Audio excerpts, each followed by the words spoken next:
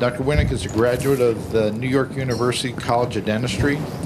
He's had extensive experience in general dentistry, the oral systemic link, as well as TMJ and craniofacial disorders.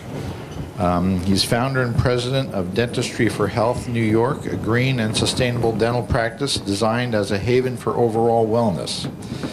He is committed to the environment and to health and wellness of his patients' mind, body, and spirit. He's co-founder and director of the Facial Pain TMJ Clinic at the New York Eye and Ear Infirmary. In addition, Dr. Winnick is co-founder of the Herbal Difference Organic Products for treatment of periodontal wellness. He has completed numerous CE courses with emphasis on TMJ, cervical dysfunction, neural therapy, and biological dentistry. He also lectures, writes, and teaches on green dentistry, TMJ head, neck, and facial pain. He's a member of the IAOMT, and I'm proud to say an old friend of mine. So please give a good, warm welcome to Dr. Reid Winnick.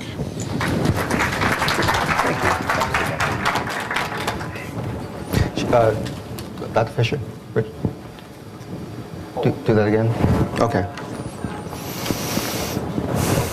I want to welcome you all back. Once again, before we start, we're going to do the AGD disclaimer, saying that I do have a financial interest in a product or service that we may talk about today that I am monetarily connected with, and when that happens, I will discuss it with you.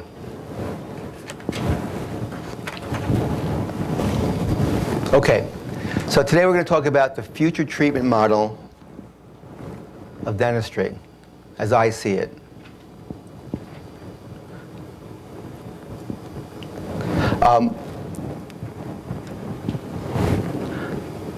Trying to grow a dental practice in any time is a challenge. But who would have known that when we started our practice in the mid-90s that we would be so well niched and ready to deal with the future of dentistry? Who knew that the contacts that we have with naturopaths, osteopaths, chiropractors, and other holistically minded medical doctors would be so interested in what we could offer their patients? When I go through my other organizations, everyone is always challenged as to how to get this word out. And the first mention that they get for how to get referrals from other doctors is through talking to the naturopaths and chiropractors. And we have that relationship already. So I think it really behooves us to take what we've learned over these years from the academy and step it up and realize that we do more than just remove mercury safely and do detoxification, but we also offer overall wellness. But we can talk about it from a mainstream medical model. It's no longer a question. It's no longer, oh, but they said this, the AD said that. It's fact. This is proof, and this is how it's going to be, and we need to get ready for this. Gum disease is not going away, okay?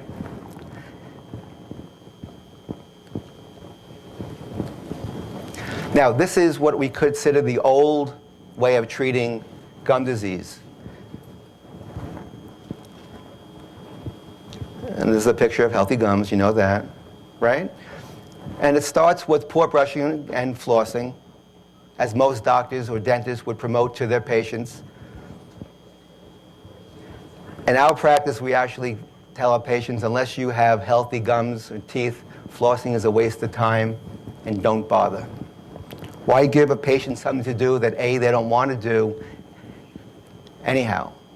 I think 80% of the country or 75% of the country knows they should floss, and I believe 35% of the country actually flosses. And most of those people are hygienists.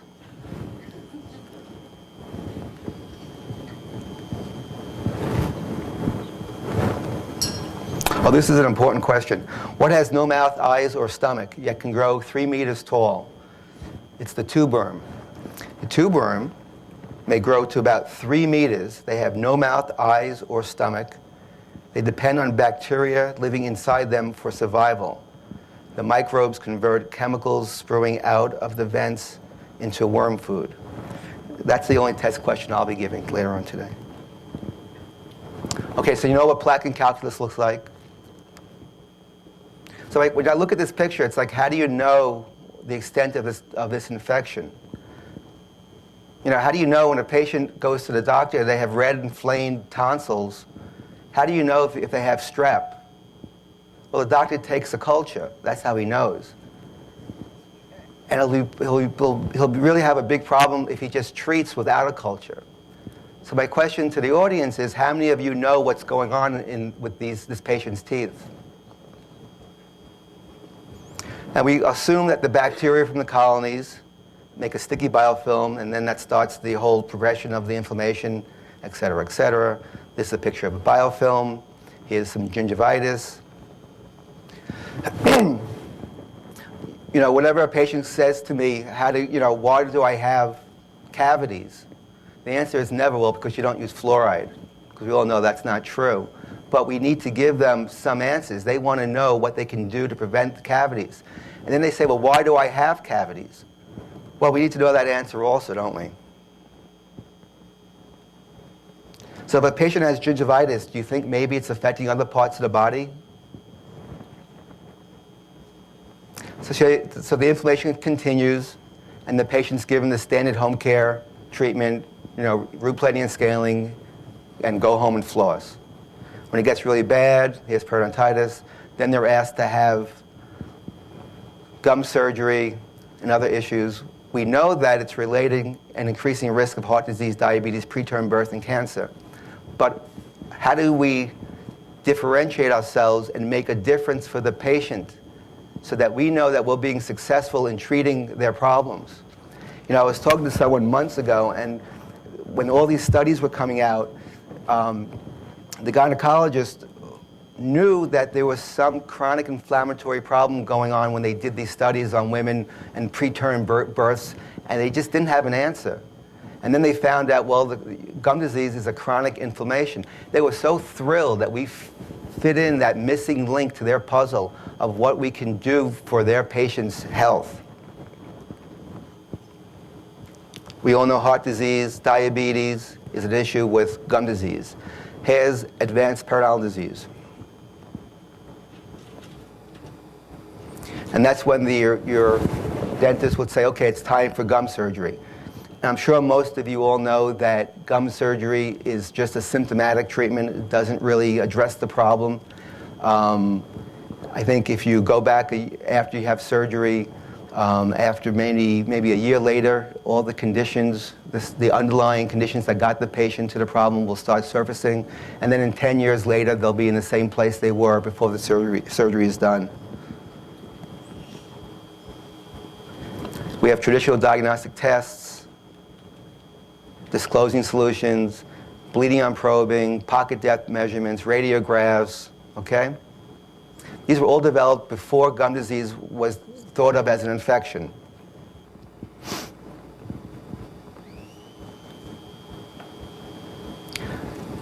We all know that gum disease is from a gram-negative infection, not gram-positive, which is picked up by the disclosing. So that doesn't really give us a lot of information. It's great to motivate patients, though, so they can see how well they're brushing the tops of their teeth.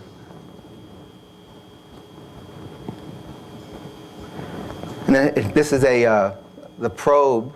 The probe is not predictive of any future problems. It just tells you what's the past. It's like a Polaroid camera, what's happening right now. It's by no means measuring the infection.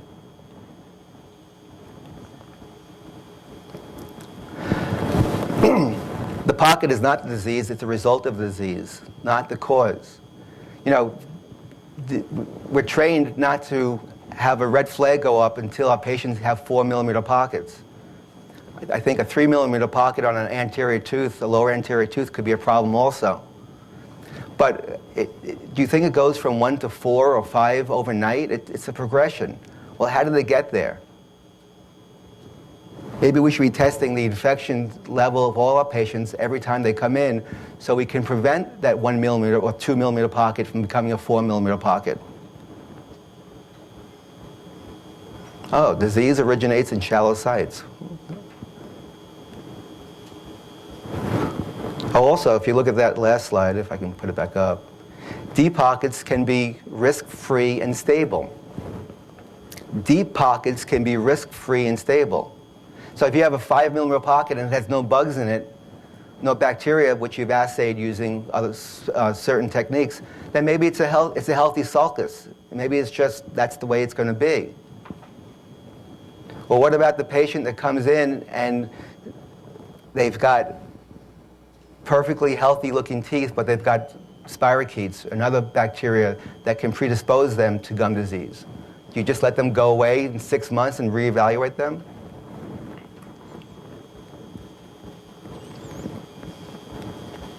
Again, x-rays show you the past.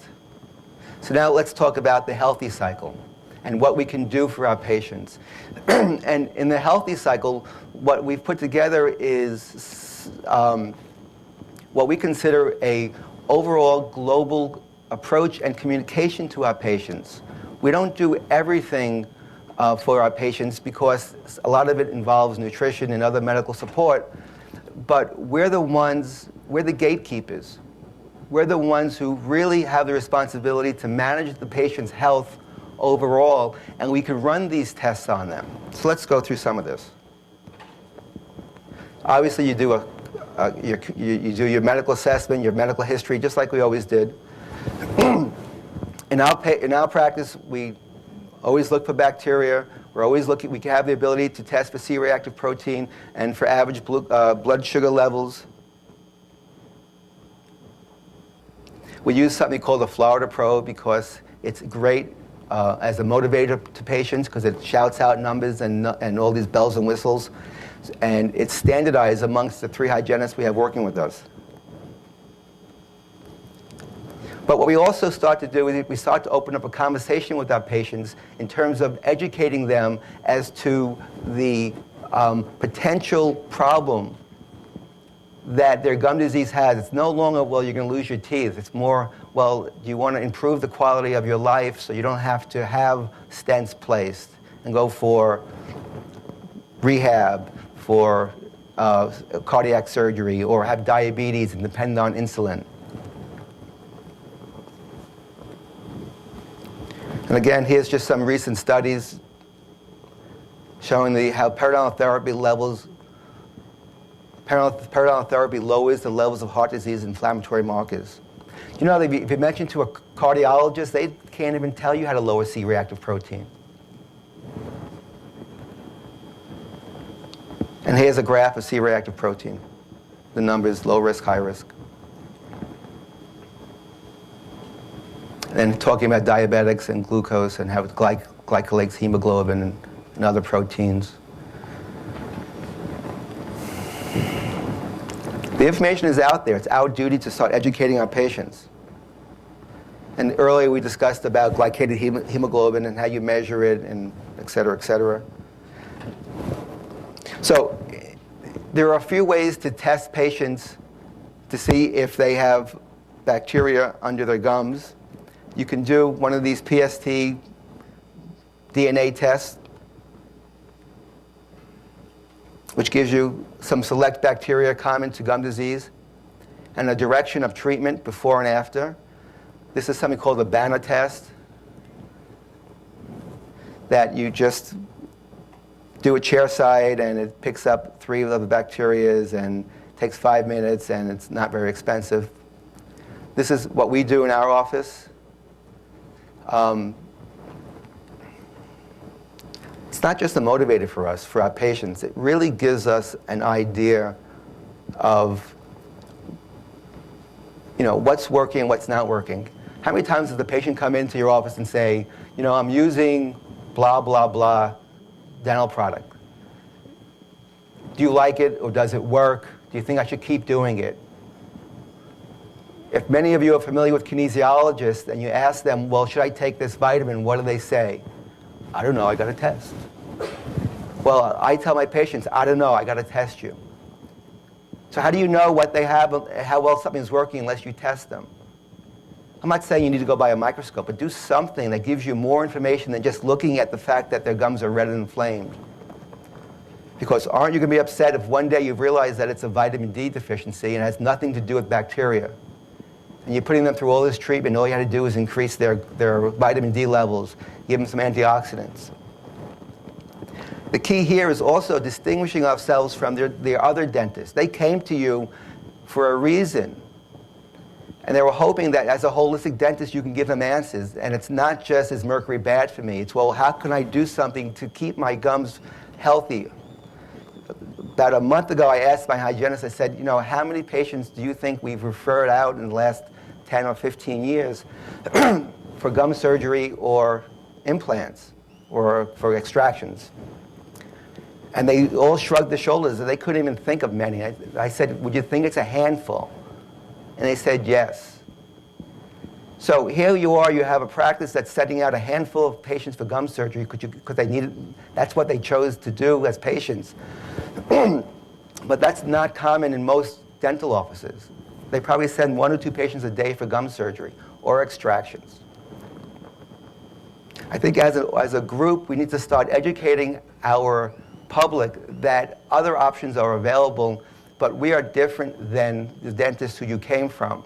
That's why doing a bacteria test, doing a vitamin D test, C-reactive protein test is going to make a difference to that patient and see that you're trained and you know how to manage their problem, so they have the confidence to know that they will keep their teeth forever.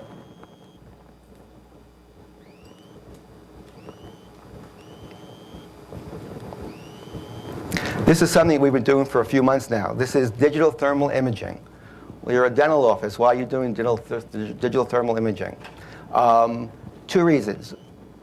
One, if you look at Burton Goldberg's research, and it's now in Suzanne Summers' book, Knockout, they mention that gum disease has a relationship with breast cancer. Again, the dentists are important in this case. So we've put together a program with with an oncologist and a reader and with my hygienist who does the testing on patients. We do women's wellness screening, men's wellness screening, and we're actually picking up things in the mouth and making us go back to the x-rays and the clinical findings to see if there's something coming up that's being picked up in these images. Now, you might say, well, I don't have room in my office to do this. Well, you probably don't. But how great would it be if you knew about it and you have a team that you can refer someone to? You know, a mammogram is equivalent to 100 chest x-rays and radiation. A mammogram picks up something at year 7 if someone has cancer cells growing, which is the size of a dime. Thermal image will pick up something the size of like a pencil point. That's how early it can pick things up. Remember, dentistry is going to be the haven for overall wellness. So we need to have all these different modalities in place to give the patient an overall treatment plan.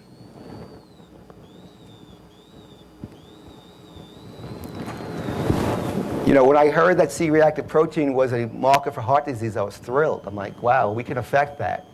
But then, as I learned even more and more, I found out that that's not really the whole story. Reality is, that is an indicator for heart disease, but the #1 risk factor for heart disease is endothelial cell dysfunction.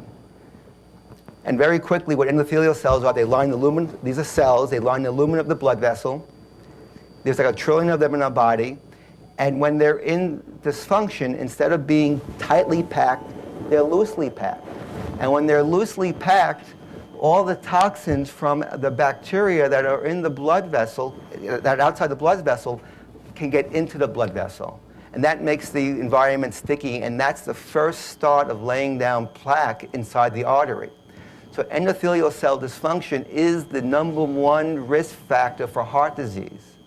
So when I heard this, because of any other reasons, I said, I have to have this test for my patients, because patients come to me usually on a regular basis, but at least every 6 months. How many patients that come to your office have a cardiologist? Well, only half of them that had a heart attack.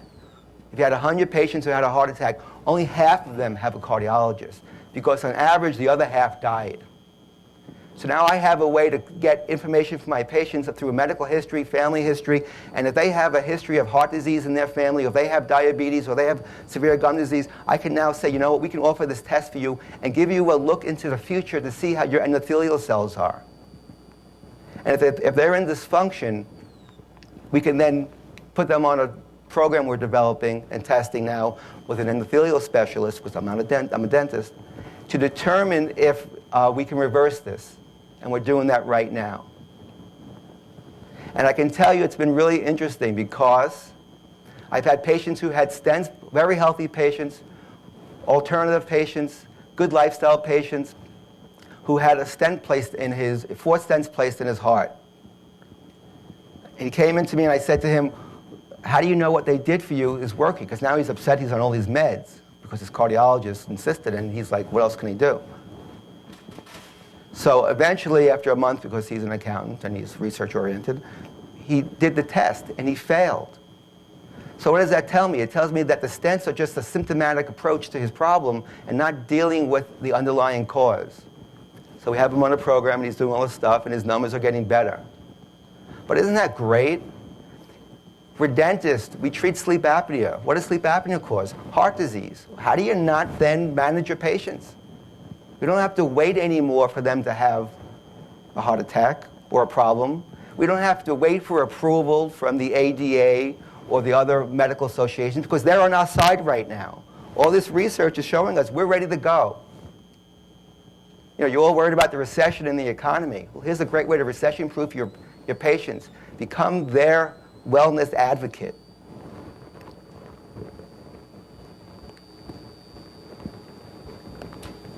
Oh, intensive treatment of periodontal disease improves endothelial function. What a surprise. If any of you are thinking about getting 3D imaging in your office, I would recommend it. I know it has a high price tag. When you compare this price tag to a CEREC machine, I would buy 5 of these before a CEREC machine. These are wonderful. Not only are they extremely more diagnostic than a typical X-ray, but they just show you things that you would never see on a 2D X-ray that you can see on a plain film. And I prefer the Kodak. I'm not a representative for Kodak, but it's segmented. I don't do a lot of implants in the office, so it's easy for us. And we can just get a lower dose instead of doing the whole head and everything. So if you have the room, doing a CAT scan on patients is a wonderful idea. Another product that I use. Now, these are just ideas of how to differentiate yourself from your dentist next door, because you guys need to realize that people aren't going to just come to you. A cardiologist knows that gum disease causes heart disease, so he'll just say, well, to the patient, go to your dentist. But he needs to be educated to say that you're a different dentist. Just like you were different for the mercury, but now you're different for wellness. And the best people to talk to, you have the audience. You have all these alternative doctors who want to get this information from you because they need your help. You're solving their problem. Because their patients are constantly having this underlying chronic infection systemically throughout the body, and they can't figure it out. And you can. I use this machine for, 15, 18 years now, the AlphaStim 100. It's great for patients who have, even if you just put it on a patient if they're anxious, you can put some ear clips on their ears and help stimulate the alpha waves and put them in an alpha state and decrease anxiety. Or the patient who frustrates us and is frustrated because they're in for a long visit and they can't keep their jaw open because it hurts. You slap on some pads and in 5 minutes they're able to stay open and they're more comfortable. But they say thank you. Again, just gives you the ability to be different than your peers.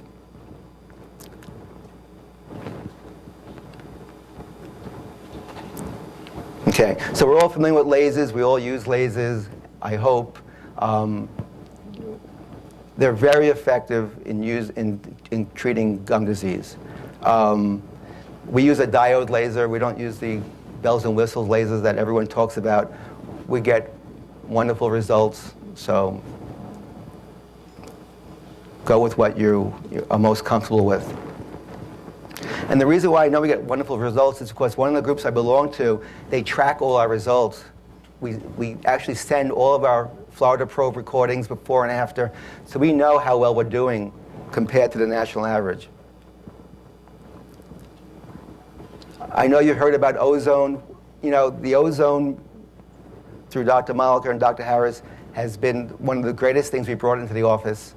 One of the practitioners who works with us, she does a lot of, the injections into the bone. I don't like bone and injections, so I don't do that.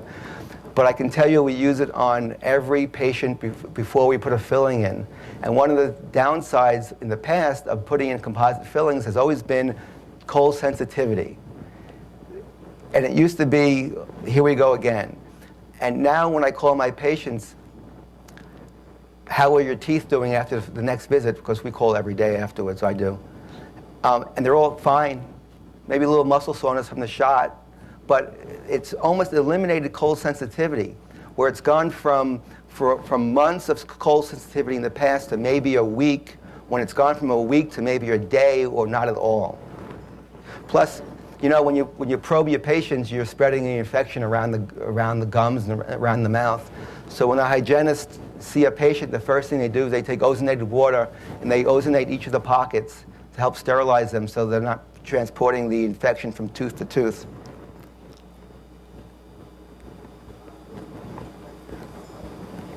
Instead of scaling and root planing, I think the standard of care has become more of ultrasonics, breaking up the biofilm. But I believe you still have to scale and root plane.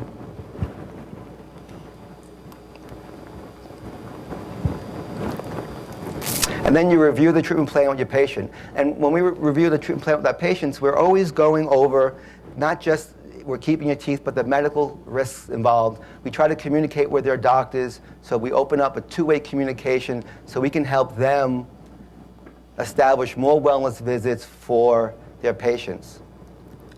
Now, in addition to the other treatments mentioned, I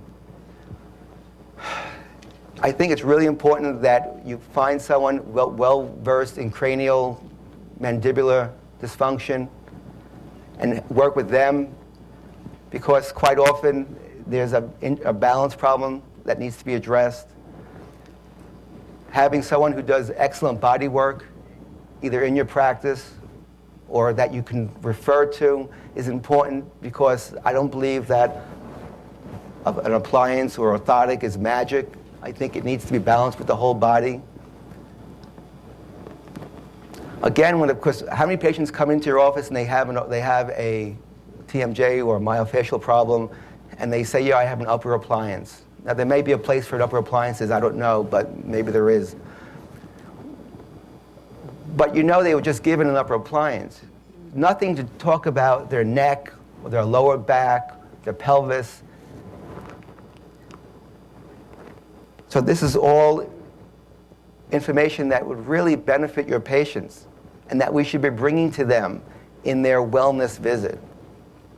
Had a patient Thursday or Wednesday who had an anterior open bite, very slight. She wanted to come for a second opinion as to what to do with it. So it was decided, the other opinion she got was to decrease the vertical on all the back teeth to close the problem. But I explained to her, well, that's just treating the symptom. You have to find the problem. And the problem was she had an anterior thrust problem. So we know a person who does myo-tongue therapy to address the problem, and chances are that will close up on its own. Always have to ask the question, why? And what can we do to stop the problem? For years I've known about xylitol. And we're finally putting together a xylitol wellness program for our patients. What a great idea. There's so much research about it. Not just orally, but systemically. I'll tell you, how much time we have? I'll tell you a quick story. How you get into this world of wellness dentistry and how it just impacts your whole life. About 4 years ago, my 2 children, or 5 years ago, they both ended up in the hospital 12 half a day apart. Turned out they were jaundiced and they had hemolytic anemia. Their urine was brown. They were in the hospital in the emergency room. We're freaking out. These are young kids. They've never been to a hospital. They've never had an injection. The whole story. So it turned out that they have G6PD enzyme deficiency, glucose 6 enzyme, glucose 6 dehydrogenase enzyme deficiency, which is an enzyme in the ribose shunt, which if it's not there, they don't produce glutathione in the red blood cells. If they get a oxidant exposure, their red blood cells lyse. So they can't have vitamin C, they can't have fava beans and certain other things. So for the last 5 years, I'm asking every person I meet at these meetings, what can you do for getting glutathione back into the red blood cell for these kids? Because it's not the ribose shunt, it's elsewhere too, in their muscles. So I'm listening to a CD about xylitol, and the woman and the doctor discussing it says, because of the 5-carbon chain of the xylitol, it's very flexible, it actually fits in the receptor of the G6PD enzyme complex, and it completes the ribose phosphate shunt. I'm like, wow, that's amazing. So you go into one area. I just decided to go into xylitol, and look, I just gave my kids this new life on, because my oldest son now is anemic. He's anemic. So now I found a way to give him something that will help his anemia, just by pursuing a wellness approach. Okay, so we're all taught about brushing to stop the biofilm formation. A toothbrush isn't very antimicrobial, by the way. It's what you put on the brush, which is really important.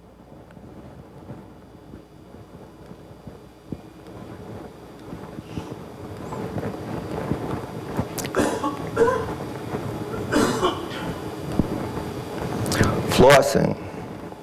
We discussed flossing. You don't go to your medical doctor with a sore throat. He won't give you a brush and a piece of string and go treat your strep throat, So to us, flossing doesn't really have much merit unless you have food caught in your teeth. Or maybe if you have really short pockets, shallow pockets, it probably will help. But in general, most of our perio patients, we don't even have them floss. What we suggest that they use is either a water pick or a hydrofloss, which is very effective. And I'm still amazed there are people out there who say, oh, they make gum disease worse. Go figure. Then you have other products out there. This isn't I'm not promoting this product. We don't even use this product closest to. But it's a product that it deals with bacteria.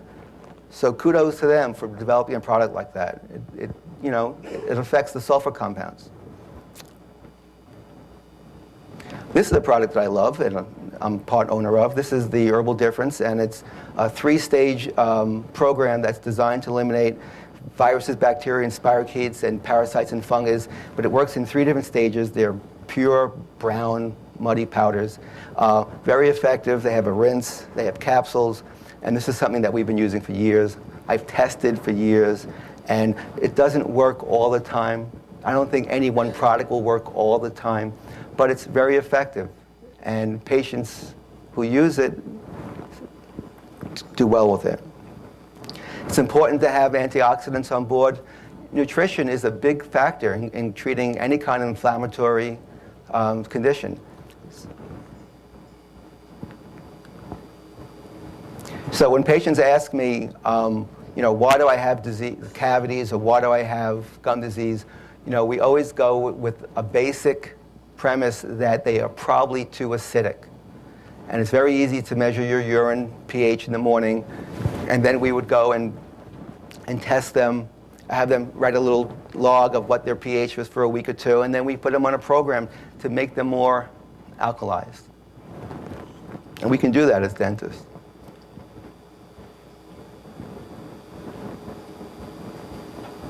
And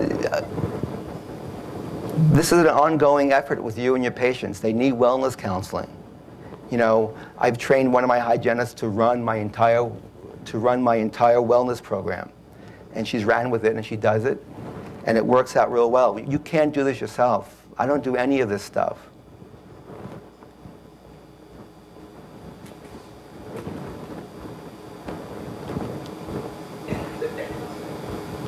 So the key is, as we discussed, is managing the patient's inflammation. There was a Scottsdale study done a few years ago, and this was a study looking at gum disease and the medical complications around it.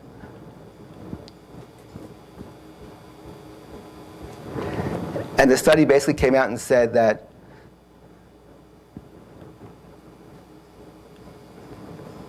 the physician needs to be referring patients to a dentist.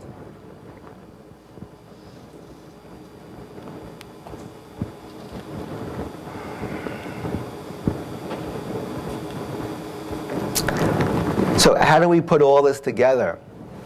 You know, a lot of it really starts with a conversation with your patient, because you need a starting place. You know, all we really have is a probe and x-rays.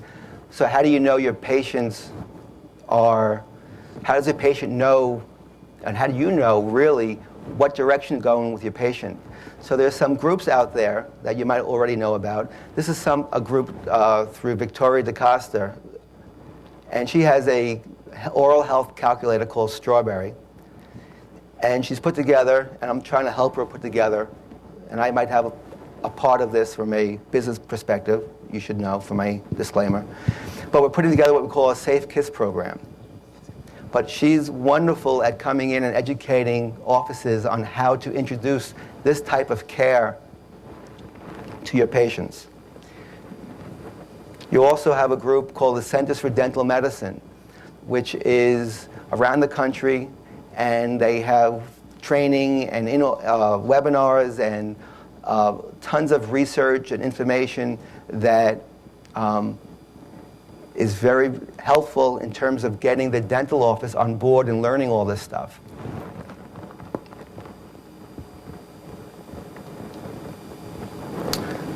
Okay, so the implications of periodontal disease and medicine and how it impacts us. Well, we know that the insurance companies are all on board.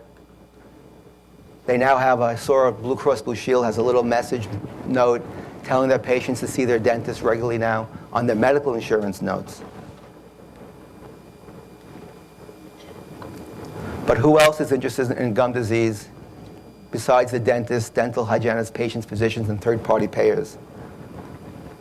This was from somebody's website. If you or someone you know had periodontal disease, diagnosed or undiagnosed, and either ignored or treated unsuccessfully before or during the same time as any of the mentioned systemic diseases, you may be eligible for damages caused by these systemic diseases. Please complete the contact information or phone my office for a free consultation. I am committed to providing you with the expertise necessary to meet your medical and dental malpractice needs. At my law office, you, our client, comes first. We will do whatever is necessary to defend and uphold your legal rights.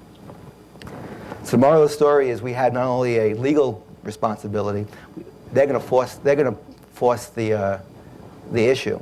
They've done it already with smoking, and they're waiting for another issue.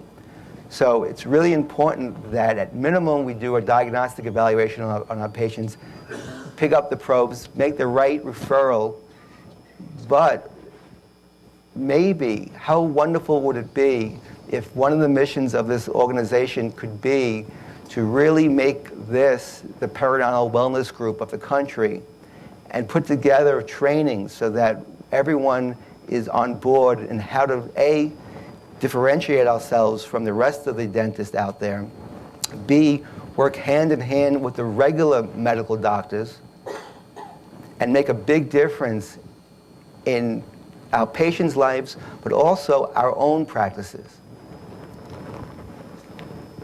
And of course, I want to thank Dentistry for Diabetics, another group I belong to, and Brian Mealy from the University of Texas. Thank you very much.